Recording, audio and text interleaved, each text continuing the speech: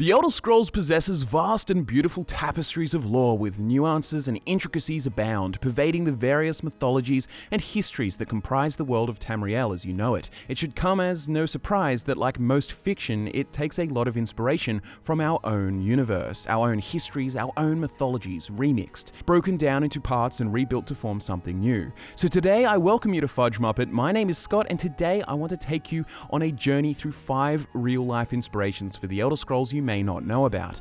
I'm going to pick 5 pieces of Elder Scrolls lore, characters, cultures, creatures, gods, lands, histories, anything, and I'm going to draw the connections to our own real-world cultures, histories, and mythologies. So let's begin. First up, we have everyone's favourite first-era elf-slaughtering Star-Made Knight, Pelinal Whitestrake. Of course, on the surface, one can clearly tell that aesthetically he's inspired by a 13th century European crusader, bearing many similarities to the typical Teutonic knights with a great helm and all. And if you are one to take the more out-there interpretations of his lore, then one might suggest that being a time-travelling cyborg killing machine from the future has its inspirations from the 1984 film The Terminator. But regardless of the surface level stuff, there are 2 real-world mythological connections that I think Pelinal Whitestrake was at least in part inspired by. In fact, I think he is part inspired by one of the oldest known great works of history, the Epic of Gilgamesh, a poem from ancient Mesopotamia.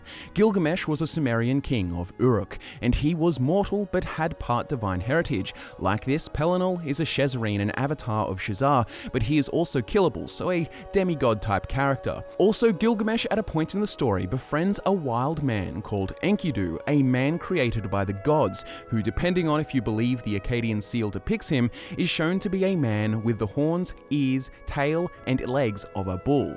He and Gilgamesh become best buds, they slay demigods and do all sorts of things together. Now consider that Pelinal also had a best pal/relative whose name was Morahaus, the son of Kine, the winged man-bull, who by being the son of a god is quite literally a creation of a god also.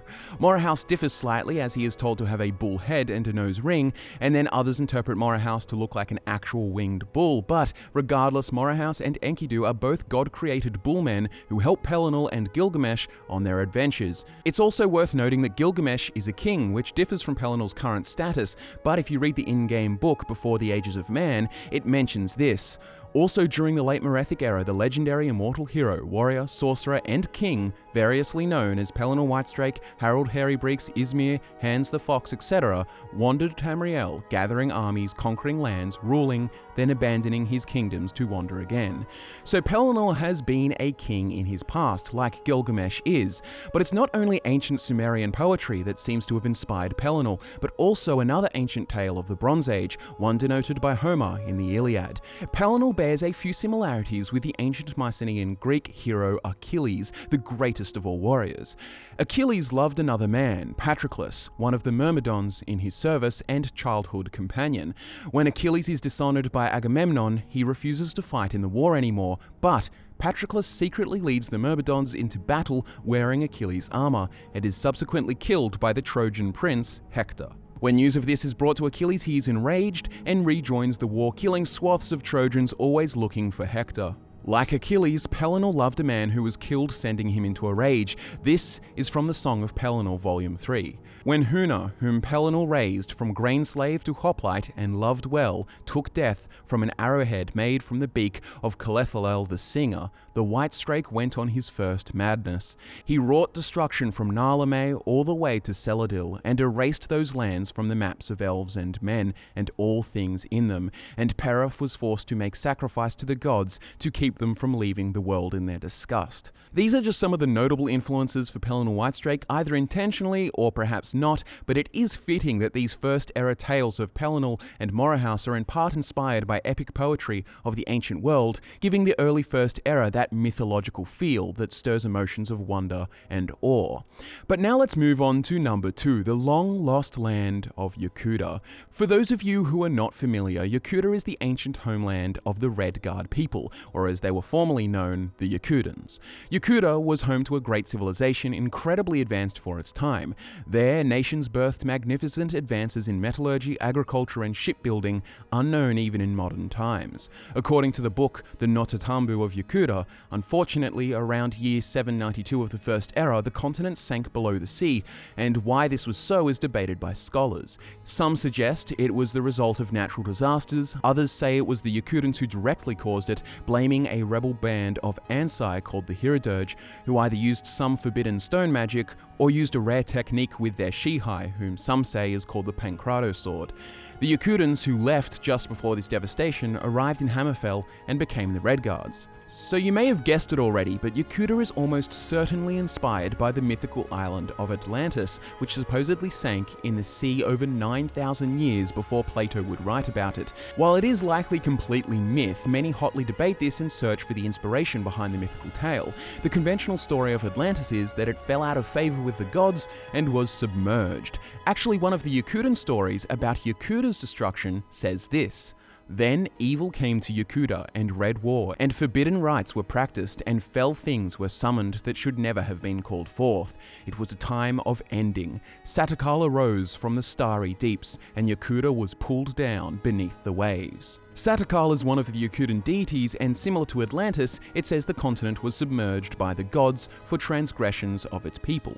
Another very interesting similarity is the Orichalc Tower. We've actually done an investigation on Orichalcum in the Elder Scrolls before, a video which you can find linked in the description, but you see, Orichalcum is a valuable metal that is mentioned in several ancient writings regarding Atlantis, such as the Critias by Plato. Supposedly, the city walls were made using Orichalcum, and it was also incorporated into the Temple of Poseidon, in which there was a pillar made of the same material standing in the center of the temple, inscribed with the laws of Poseidon. Atlantis is strongly associated with Orichalcum, and in the Elder Scrolls universe, the sunken continent of Yokuda is also strongly associated with the material.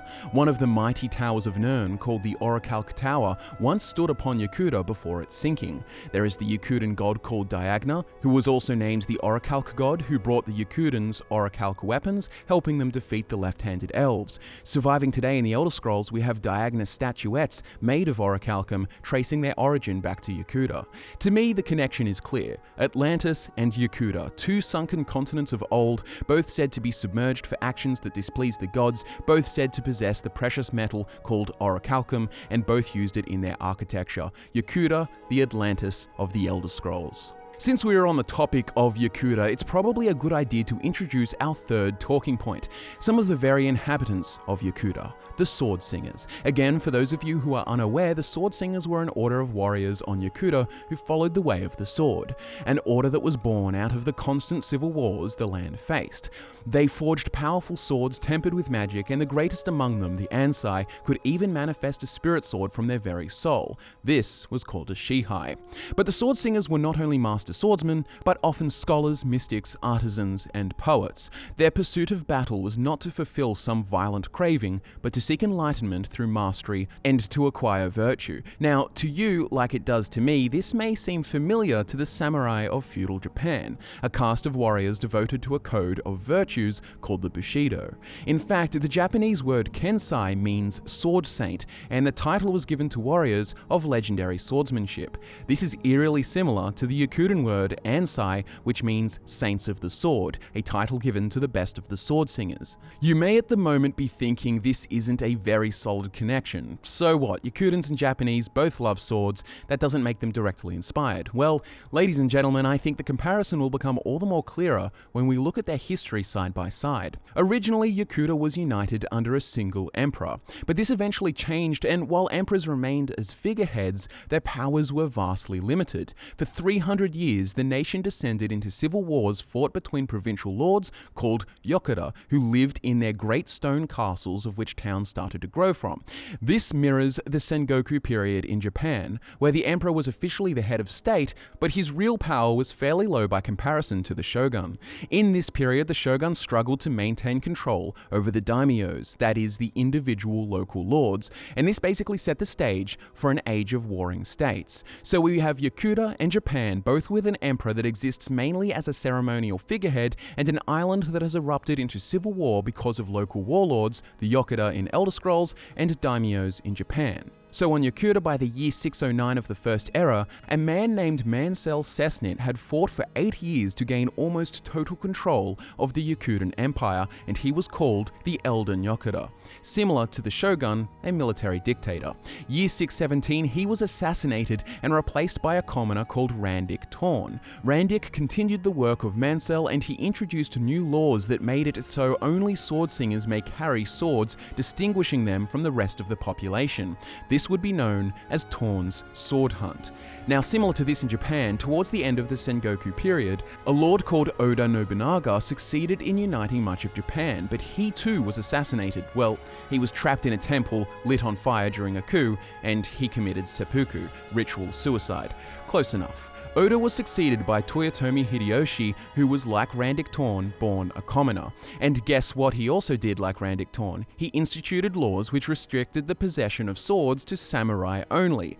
The allegories are clear, and they are even clearer when you look at comparisons between the greatest of the sword singers, the Ansai Frandar Hunding, and one of the greatest Japanese swordsmen ever, Miyamoto Musashi, who was given the title of Kensai. They both had noble ancestry, both of their fathers died when they were young. Frandar was undefeated and won over 90 duels by the time he was 30. Musashi was undefeated and won over 61 duels. Frandar Hunding wrote the Book of Circles, passing on his insights and knowledge. Musashi wrote the Book of Five Rings, passing on his insights and his knowledge, and there are many more small peripheral similarities you can find between Yokuda and Japan, the sword singers and the samurai, but it turns out that Yokuda, and by extension the Red Guards, are far more inspired by Japan than you initially may think. It's hard to tell when you have all the aesthetics of Northern Africa mixed with the Middle East at the forefront. Number 4 is the Numidium. You may be thinking, Scott, what the hell inspires a giant walking Dwemer robot? Pacific Rim? Optimus Prime? Well, probably that to a degree, but within the context of mythology,